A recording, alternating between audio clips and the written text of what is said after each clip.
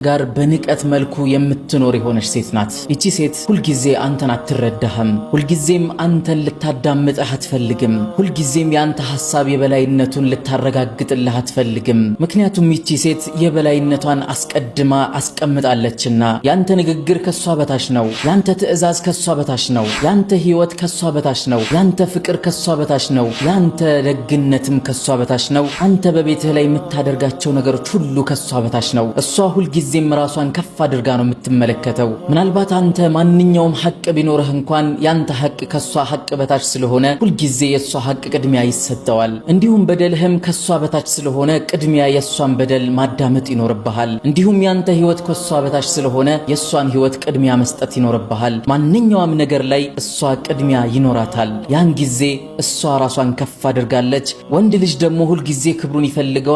ክብሩም እንዲጠበቅለት ማድረግን ይፈልጋል።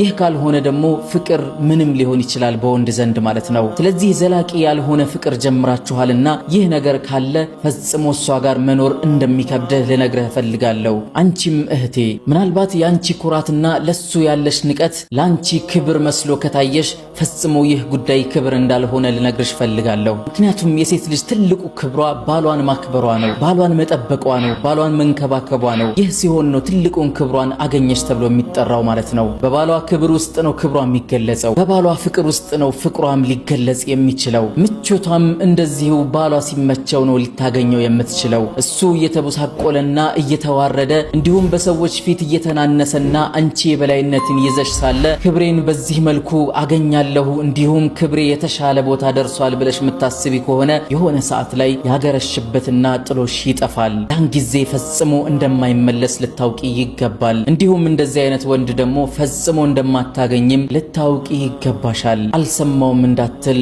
ነግሬሃለሁ። ሶስተኛ እቺ ሴት ደግሞ ስለ ፍቅር ገለጻ ስታደርግልህ ፈጽሞ ታፈዛሃለች። እንዲሁም ፊልሞችና የተለያዩ ድራማዎችን ተመልክታ ያንን ነገር ስተነትንልህ በጣም ትገረምባታለህ። እንዲሁም ደግሞ ያንተና የሷ ህይወት የተሻለ ፍቅር እንዲኖረው እነዛን ምሳሌ ያደረገች ትመክርሃለች። ነገር ግን አንድ ችግር ይኖርባታል። ይህም የምትኖረው ህይወት ሙሉ ለሙሉ ፊልም ብቻ አፈታሪክ ብቻ ሆኖ መቅረቱ ነው ማለት ነው። ይህ ሊሆን የሚችለው ደግሞ የምትናገረው ንግግርና የምትተገብረው ተግባር ፈጽሞ አንድ ላይ ሊሄድ አይችልም። በዚህ ሰዓት ታዲያ አንተም ጥርጣሬ ውስጥ ትገባለህ። ይቺ ሴት የምትናገረው ንግግር ስለ ፍቅር ነው፣ ነገር ግን የምትኖረው ኑሮ ግን ስለ ጸብ ነው። ምን አይነት ሴት ናት እያልክ ሁልጊዜ ራስህን ትጠይቀዋለህ። ይህ ነገር ሊከሰት የሚችለው ደግሞ ብዙ ጊዜ ፊልሞችን የምትከታተል የሆነችና እንዲሁም ቤቷ ደግሞ እንደነዛ ፊልሞች እንዲሆን ከመፈለጓ አንጻር አስቀድማ አንተን መጠበቋ ነው።